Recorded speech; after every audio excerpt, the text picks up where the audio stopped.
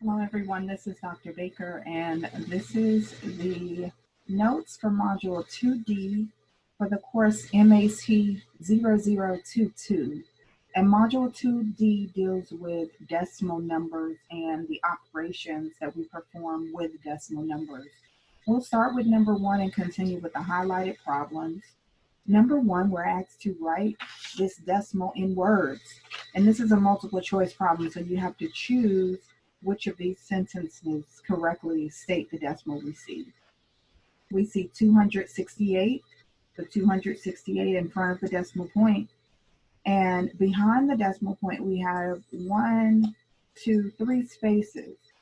If you recall, behind your decimal point, that first digit, that first space is the 10th place.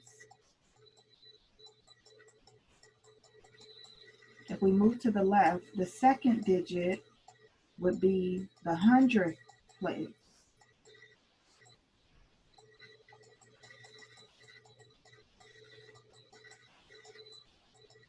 And then the third digit would be the 1000th place.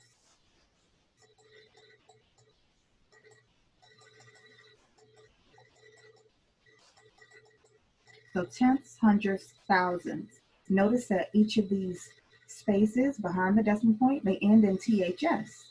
All right, so the tenths, hundredths, thousandths place, the 8 is in the thousandths place. Well, we would name this whole number as 268 and 8 thousandths. And the answer that's written correctly with 8 in the thousandths place is letter D. That will be the correct answer. Now looking at number 2, we're writing this decimal number in standard form. That just means now we have a term in words, 3 and 500ths, and we have to write it in decimal form. So 3 would be our whole number. So 3 point, and we have 500ths. That means 5 is in the hundredths place. Hundredths is the second digit. So we should have 5 in the hundredths place. We'll put 0 in the tenths place. This would be 3 and 500ths. Number 3, write the decimal as a fraction or a mixed number and write your answer in simplest form. So if we take this decimal and put it in fraction form, we need to know what space that 5 is in. All right, to write 5/10ths as a fraction, 5 is in the tenths place, so we would divide 5 by 10. We just got to make sure we reduce it if possible. Can we divide any number into 5 and 10 without getting a remainder? And we can. We can divide the numerator and the denominator by 5 to simplify this fraction. So 5 divided by 5 becomes 1, and 10 divided by 5 becomes 2. So 1/2 would be 0.5 as a fraction. Now, for example 4, we asked to write this decimal as a fraction or mixed number in lowest terms. This time, we have a whole number in front of the decimal. So in order to write this 4.2 as a fraction or in fraction form, that 4 becomes a whole number. It stays a whole number, right? We have 4.2. It's the 0.2 that we're going to convert to fraction form. That 0.2, 2 is in the 10th place, just like the 5 was before. But we place 2 in the numerator, and we'll simplify the fraction if we can, and we can simplify here again. 2 can be divided into 2, and 2 can be divided into 10. So we'll reduce this fraction, that 2 over 10, by dividing both the numerator and denominator by 2. 4 stays in front. 4 remains the same. It'll be 4 as the whole number. And then the numerator, 2 divided by 2 becomes 1. 10 divided by 2 becomes 5 in the denominator. So 4 and 1/5 would be 4.2 as a fraction. All right, now let's look at example 5. We're asked to round the following monetary, that means money, to the nearest cent. Now we think about dollars and cents. Remember when we're discussing money, 50 cent, 58 cent, 38 cent, we only go 2 spaces after the decimal point. So if you're asked to round to the nearest cent, you're being asked to round 2 places after the decimal point. So I underlined the first 2 digits.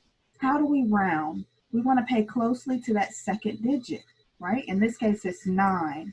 Now we have to determine what we will do with the 9. Now, are we going to round up? You have two options. Either you're going to round up or you'll stay the same. So either you're going to round up, and that means add 1 to the digit, or the number that's in the hundreds place is going to stay the same.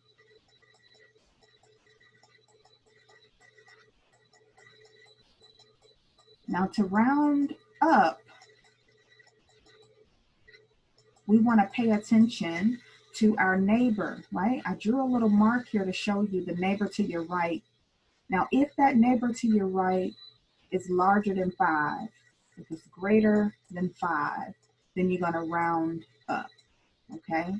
If the number to the right, your neighbor to the right, is less than 5, I should say greater than or equal to 5, because it could be equal to 5 or larger than 5, then you round up. If that digit is less than 5, then your number will stay the same. So we're looking at our digit to the right of the hundreds place, that's where we're rounding, and that 9 is bigger than 5. It's larger than 5, so that means we got to round up. We're rounding up the 9 in the hundreds place, but when we round up, that becomes 10, so we got to carry it over to the 8.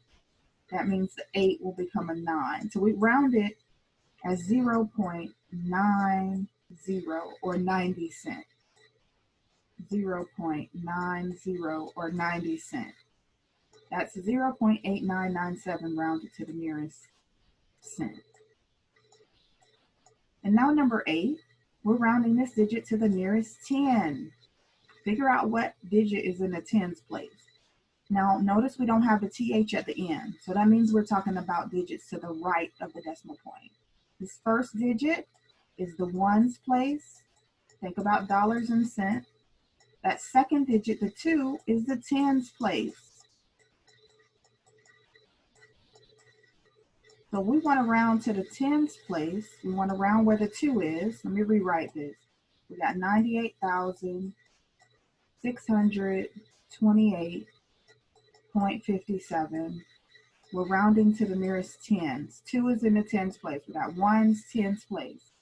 Again, we want to look at our neighbor to the right to determine whether we're rounding up or whether we're staying the same. Our neighbor to the right is larger than 5, so that means we're going to round up to 3.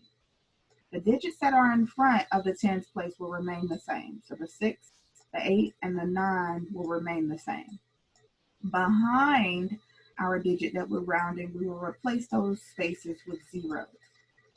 So when we round, our 2 rounds up because 8 is larger than 5, and rounded up, we'll get 98,630. That's our answer. All right, let's look at number 11. You're asked to replace these spaces with less than, greater than, or equal to. So this is the symbol for less than. When we read our expression from left to right, the first one is less than, the second symbol is greater than, and we know equal to. And we're replacing the space with either less than or greater than. We're trying to determine if the number to the right is less than the second digit, greater than the second digit, or is it equal? Now to determine equality, we'll start with the first digit after the decimal point, right? Because it's zeros in front. We already have the same digits, 7 and 7, so no difference there. Now let's look at the second digit. We have 1 on the left, 1 on the right, no difference.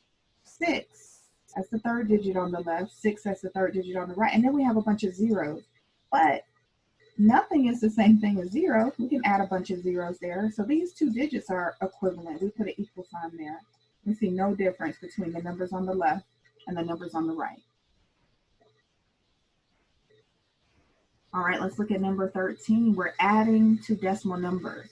Now, some rules you need to know when you see multiple symbols, like we see a plus and a minus. You want to think about your multiplication rules. When we multiply a positive number times a negative number, we get minus. So plus times minus becomes minus. So we can replace that symbol with just a minus sign. It becomes 24.56 minus 2.31. We'll just subtract. So 24.56 minus 2.31, we're subtracting. Column 6 minus 1 would give us 5. 5 minus 3 would give us 2. Bring down your decimal point. 4 minus 2 gives us 2, and then carry down our 2 minus 0. So our answer would be 22.25. That's number 13. And now we'll move on to number 15. Now we're subtracting 2 digits. 6.5 minus 2.2. Notice how I'm writing the digits vertically on top of each other. That makes your addition and subtraction a lot easier. You want to make sure you line up your decimal points so the decimal points will stay in the same position. Any empty spaces, you'll fill in those spaces with zeros. So 5 minus 2, starting with our column to the right, will give us 3. And 6 minus 2 would give us 4. So 4.3 would be our answer for number 15. All right, let's look at number 18. Now we're multiplying decimals. So we have 0.16 times, we're multiplying 9. Now with our decimal point, we'll do something a little bit different here. We want to make sure we understand the number of decimal spaces in both of the digits we're multiplying. Our solution should have a total of the number of spaces in the first digit plus the number of decimal spaces in the second digit. The number of decimal spaces in the first digit is 1, 2. This is 2 decimal spaces. 2 decimals. 2 spaces after the decimal point. Now 9, we don't have any decimal places, so it would be 0. 2 plus 0, that means our answer, when we get done, after we multiply everything and combine add, we want to make sure our final answer has 2 spaces after the decimal point.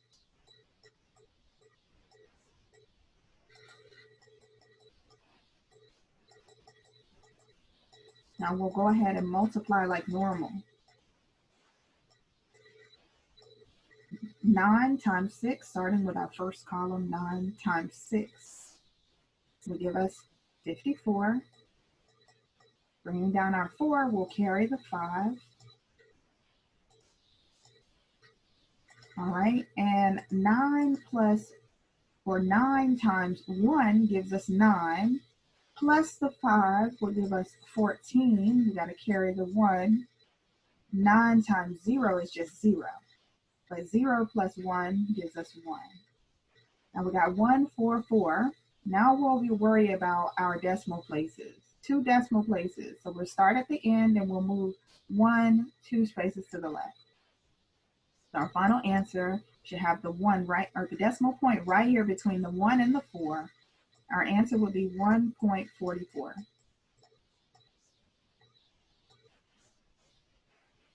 For number 18. Now let's look at number 24. For 24, you're dividing 0.54.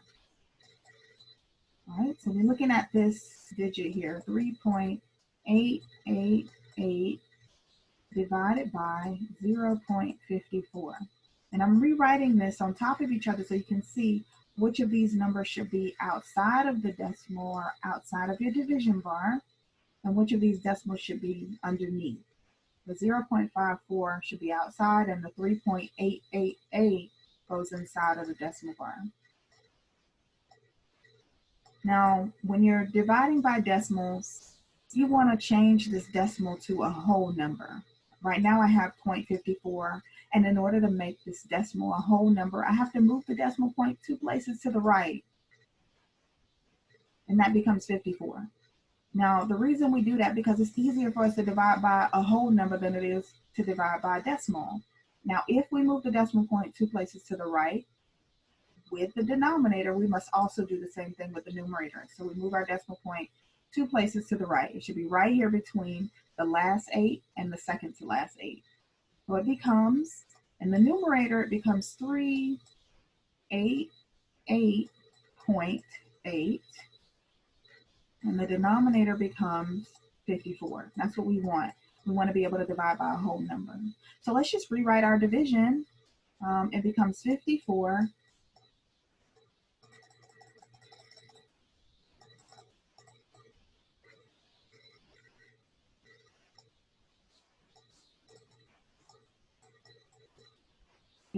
outside of the fraction bar, and underneath becomes 388.8. Now immediately you want to bring your decimal point above the line. It's a part of your answer. And then we'll start dividing. So 54 cannot be divided into 3. 3 is too small. It can't go into 38, but it can go into 388. So we figure out how many times 54 can be divided into 388. I recommend that you over to the side started writing a bunch of multiples of your 54. Okay, just take your 54 and multiply by 2, multiply by 3, multiply by 5. Just try to get a bunch of multiples of 54 to make your division a little bit more seamless. Now, how many times can 54 go into 388 without a remainder? That's our goal. Now we're dividing, but we got to make sure that when we divide, we're not left with any remainders. It can go into 388 7 times without a remainder.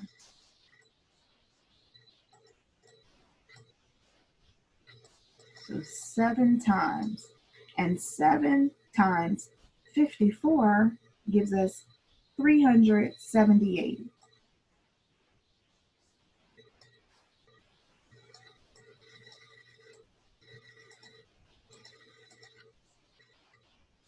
And now we want to subtract.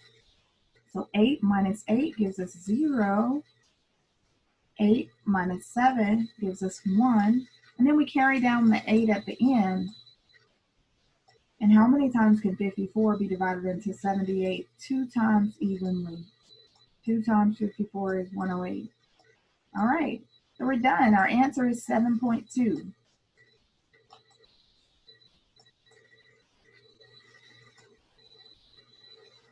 All right, let's look at number 29. In our numerator, we have 7.186 divided by 100. So again, we need to divide, because our bottom number is already a whole number, we don't have to make any changes. Will remain 100. And underneath our division bar, we have 77.186. Immediately, you want to bring your decimal point above the line. And then we'll start dividing. 7 cannot go into 7, too small. 7 can't go into 77, but 7 can be divided into 771. How many times can 100 be divided evenly into 771 without going over? It will be 7 times. 7 times 100 is 700. All right, so we want to subtract. Starting with our last column, 1 minus 0 is 1, 7 minus 0 is 7.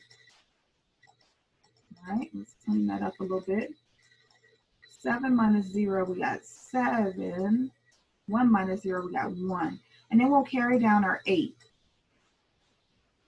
So how many times can 100 be divided into 718?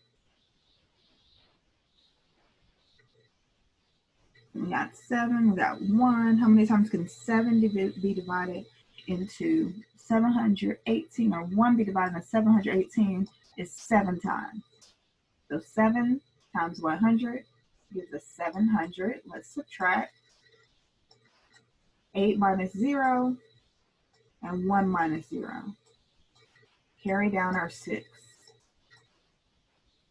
All right, now 100 can be divided into 186 one time. 1 times 100, we're going to subtract here. 8 minus 0, 6 minus 0, starting with the last column, gives us 86.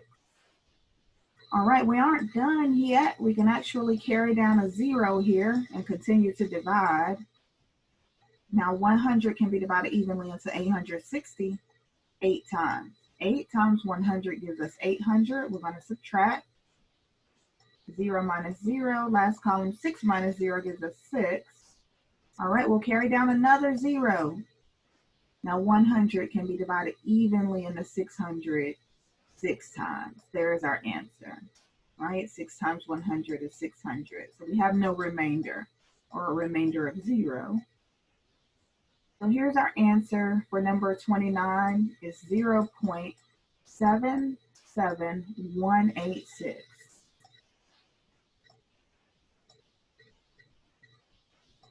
All right, let's look at number 31. We're asked to find the circumference of a circle.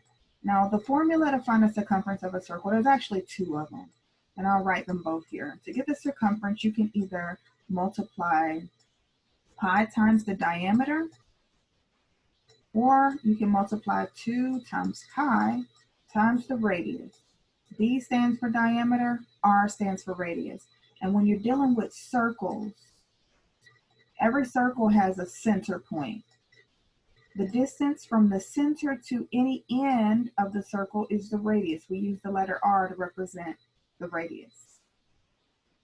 Now, given a circle with a center and a line goes completely through the center, touching endpoint to endpoint, that whole length, that's called your diameter.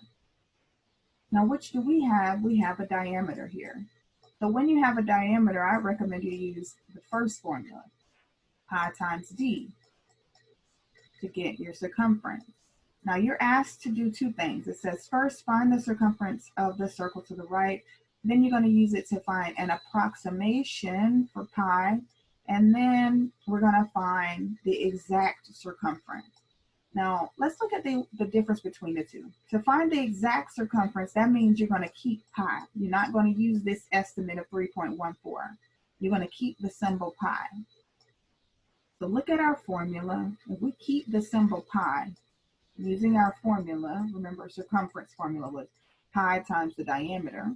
What is our diameter? It's 14. This is D. So D equals 14.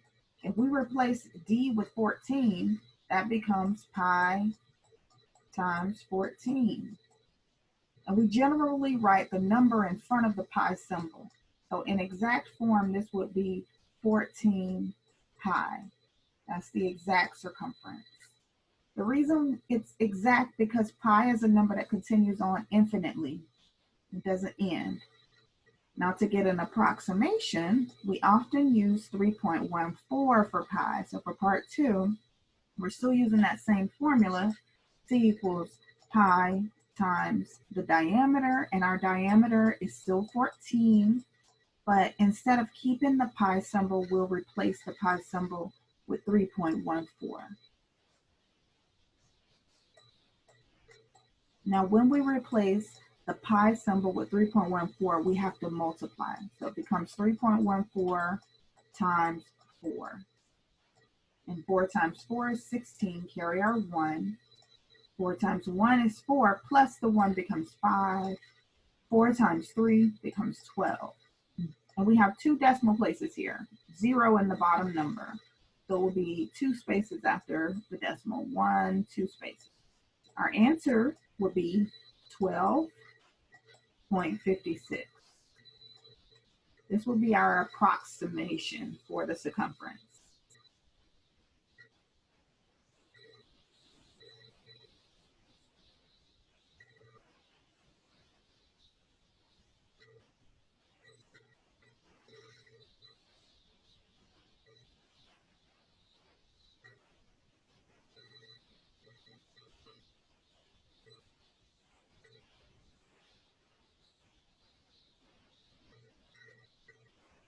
All right, let's look at number 33.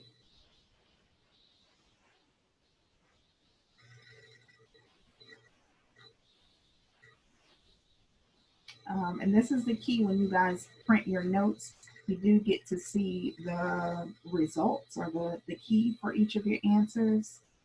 I just wanted to look at our numbers here for number 31. I noticed there was a difference in our circumference, the approximation. So let's see what happened here for number 31. the approximate circumference for this circle. We want to type an integer or decimal rounded to the nearest hundred. Our diameter is 14, so we plugged in 14. We got 3.14 up. We multiply it by 4 and not 14. So let's do this multiplication again. Let's clear this out and let's do the second part of this problem over again. So we need to find the approximate circumference, and we multiply by 4 instead of 14. All right, so 3.14, that's our approximation for pi. Instead of using the pi symbol, we're replacing the pi symbol with 3.14. Now times our diameter, and our diameter is 14. We missed that 1. 4 times 4 gives us 16. Carry our 1. 4 times 1 gives us 4, plus the 1 gives us 5, and then 4 times 3 gives us 12. Now we have to multiply our second digit. So 1 times 4, starting in the second column, that gives us 4. 1 times 1 gives us 1. 1 times 3 gives us 3. So now we need to add our columns. I'll fill in these empty spaces with zeros. We have 6 plus 0 gives us 6. 5 plus 4 gives us 9. 1 plus 3 gives us 4. And we have 2 plus, we missed that number there, 2. 5 plus 4 gives us 9. 2 plus 4 gives us 6. 1 plus 3 gives us 4. There we go. Now our decimal point, remember, it was 2 spaces.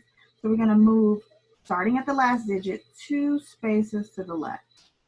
Our final answer, 46.90.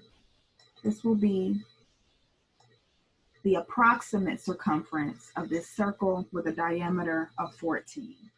All right. Made that correction. Now let's look at number 33. We have 0.7 to the second power. That's 0.7 to the second power. Now, remember what it means to raise a term to the second power. That means multiply this term times itself 2 times. So we're multiplying 0.7 times 0.7. Now we have 2 decimal points. We have 1 decimal space in the first digit and 1 space in the second digit. That means our final answer should have 2 decimal spaces. We just got to keep that in mind, that our final answer should have 2 decimal spaces. Now let's just multiply like normal, starting with the last column. Now 7 times 7 gives us 49. We bring down our 9, carry the 4. 7 times 0 is 0, plus 4 becomes 4.